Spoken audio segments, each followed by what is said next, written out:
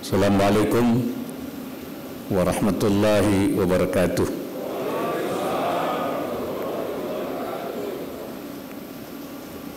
Selamat pagi, salam sejahtera untuk kita semua.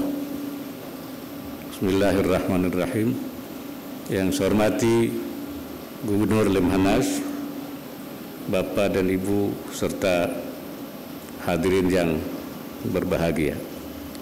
Pertama-tama marilah kita panjatkan puji syukur kehadirat Allah Subhanahu wa taala, Tuhan yang Maha Esa, atas segala limpahan karunia-Nya sehingga kita dapat menghadiri kuliah umum program pendidikan reguler angkatan 63 dan 64 Lemhanas. Dari hadirin yang saya hormati, sebuah bangsa selalu diuji oleh aneka tantangan dan persoalan. Hanya bangsa yang memiliki ketahanan nasional yang kokoh, yang bisa melewati ragam tantangan tersebut dengan baik. Bangsa Indonesia juga mengalami hal yang sama,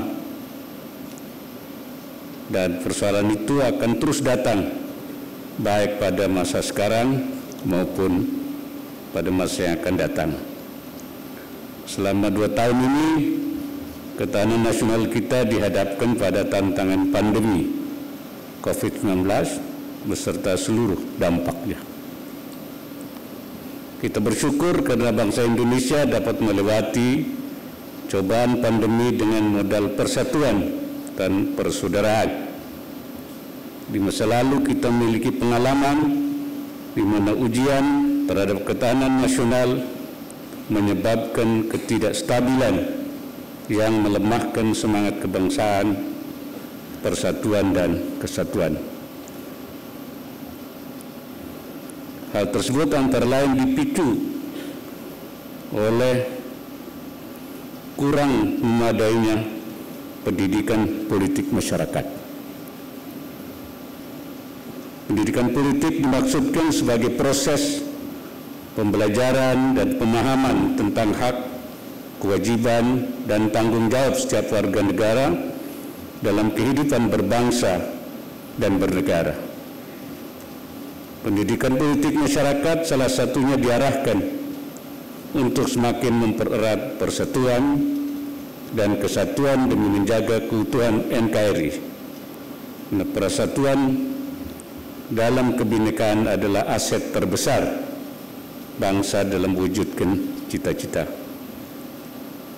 Patut disadari pula bahwa ancaman terhadap ketahanan nasional Indonesia masih sering diuji dengan kerap terjadinya sikap sekelompok masyarakat yang meletakkan simbol suku, kedaerahan, keagamaan, atau golongan secara berlebihan sehingga mengoyak kemajemukan di Indonesia.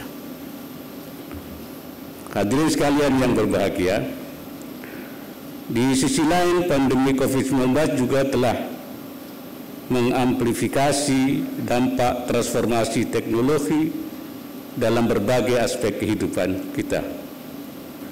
Beberapa hari yang lalu diberitakan bahwa Singapura kini menggunakan robot untuk mengisi kekosongan tenaga kerja karena pekerja asing kembali ke negaranya pasca pandemi COVID-19. Robot-robot tersebut menggantikan fungsi manusia, mulai dari melakukan survei di lokasi konstruksi hingga menjadi penjaga perpustakaan nasional. Itu hanya salah satu contoh bagaimana teknologi mendisrupsi kehidupan kita pasca pandemi COVID-19. Begitu banyak kemajuan dan jawaban atas aneka persoalan yang dihadapi dunia merupakan hasil saling mempengaruhi antara ilmu pengetahuan dan teknologi. Pandemi COVID-19 misalnya dapat dikendalikan antara lain berkat vaksin COVID-19 yang merupakan buah kerja keras para ilmuwan dibantu oleh teknologi kesehatan yang mutakhir. Tentu kita tidak ingin menjadi bangsa yang tertinggal dalam persaingan di dunia modern ini. Pengembangan dan penerapan teknologi harus semakin masif sampai ke pedesaan untuk merealisasikan berbagai program pembangunan di dalam negeri hingga mewujudkan visi kepemimpinan di tingkat global. Sektor pelayanan publik adalah salah satu sektor yang dapat menjadi lebih optimal dengan dorongan teknologi digital. Mall pelayanan publik atau MPP dapat diselenggarakan secara virtual atau elektronik dengan pengembangan super app, sehingga pelayanan publik layaknya belanja di loka pasar. Masyarakat hanya perlu klik aplikasi layanan publik dengan ujung jari melalui gawainya, kemudian penerbitan dokumen digital akan diproses. Selain itu, penggunaan big data pemerintah yang diberi nama Satu Data Indonesia melalui sistem pemerintahan berbasis elektronik juga dimaksudkan untuk membantu para pembuat kebijakan menghasilkan kebijakan dan pelayanan publik yang lebih baik. Untuk itu, pemerintah telah mencanangkan percepatan transformasi digital nasional melalui 4 pilar, yaitu pengembangan SDM, talenta digital, pengembangan infrastruktur digital, pemerintahan digital, dan ekonomi digital. Kita juga harus terus meningkatkan literasi digital masyarakat di seluruh pelosok tanah air. Semua tugas ini membutuhkan komitmen para pemimpin di tingkat pusat maupun di tingkat daerah. Hadirin yang berbahagia, di tingkat global Indonesia telah menorehkan catatan yang historis dan monumental, antara lain penyelenggarakan Konferensi Asia Afrika pada tahun 1995 dan pengakuan atas rezim negara kepulauan dalam Konvensi Hukum Laut PBB di 1982. Tahun ini kita memegang presidensi G20 dan tahun depan juga kita akan menjadi ketua ASEAN. Pengakuan atas peranan Indonesia di dunia antara lain berkat kemampuan pemerintah Indonesia untuk menjadi penghubung bridge builder yang dilandasi pada ketulusan dan netralitas. Dalam semangat mewujudkan cita-cita sebagaimana tertuang dalam pembukaan Undang-Undang Dasar 1945, politik luar negeri bebas aktif senantiasa menjadi modal awal yang memandu langkah Indonesia dalam hubungan antar bangsa.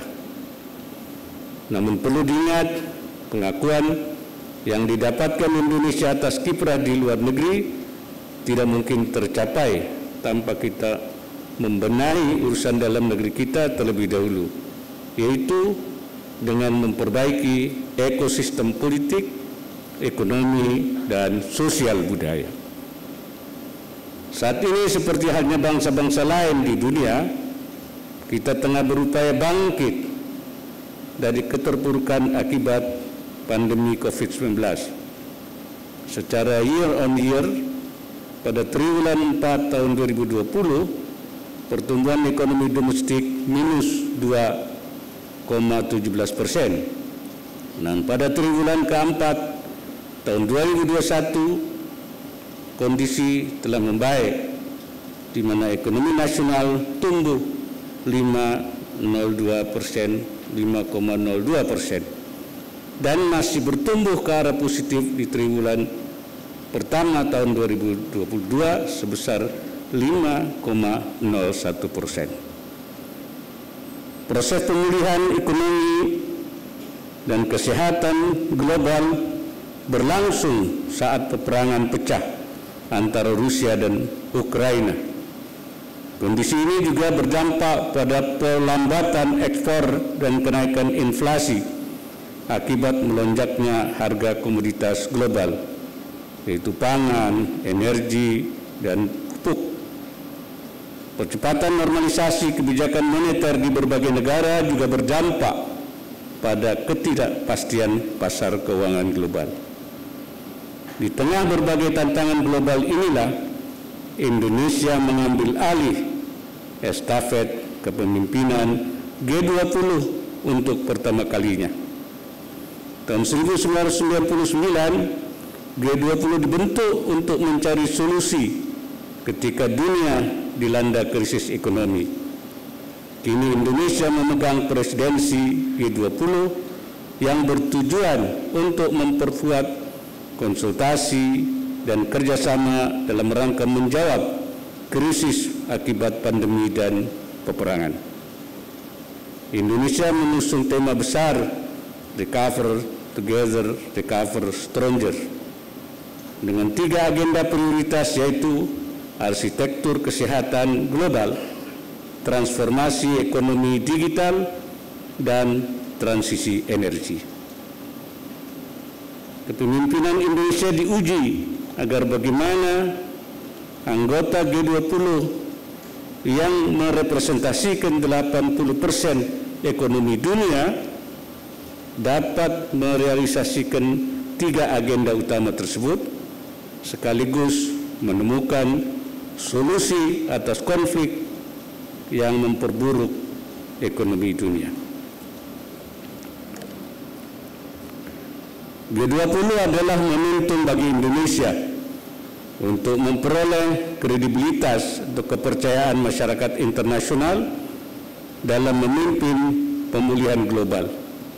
Selain itu, kita optimalkan presidensi G20 untuk menciptakan efek ganda bagi Indonesia, antara lain dengan menunjukkan bahwa Indonesia is open for business, sehingga presidensi G20 dapat membawa dampak pada peningkatan kesejahteraan rakyat Indonesia. Hadirin yang berbahagia, terkait pelaksanaan PPRA 63 dan PPRA 64 ini, saya ingin menyampaikan beberapa pesan untuk seluruh peserta.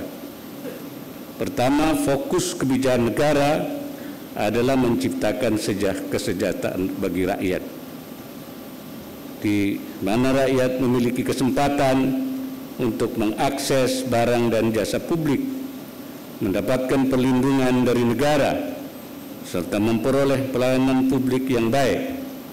Pemimpin harus mampu membangun kolaborasi dengan berbagai pihak untuk mewujudkan kesejahteraan rakyat yang merata dan berkeadilan.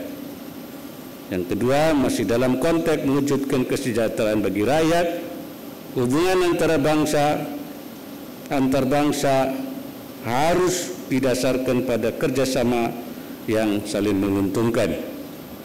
Di dalam kerjasama, persaingan akan tetap muncul.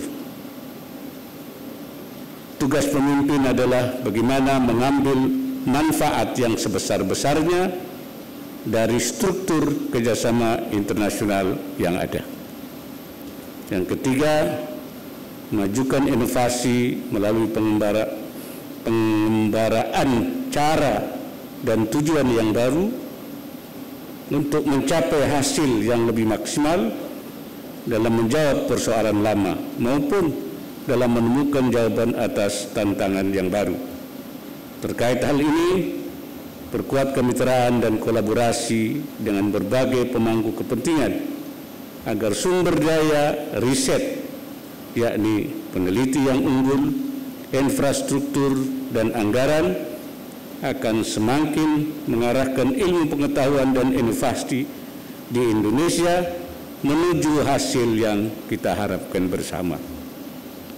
Terakhir, terus tingkatkan kemampuan dalam mengkomunikasikan gagasan secara efektif, menganalisis secara sistematis, serta mengorganisasikan dan menggunakan jaringan untuk menyelesaikan tugas seorang pemimpin. Kesemuanya itu dilandasi pada cara berpikir kritis, strategis, integral, dan holistik.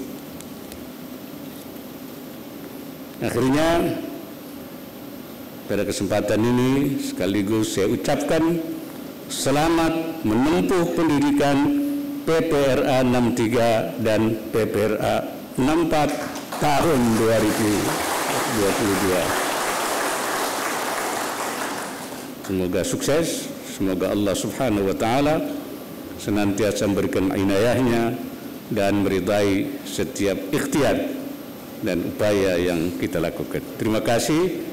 Wassalamualaikum warahmatullahi wabarakatuh.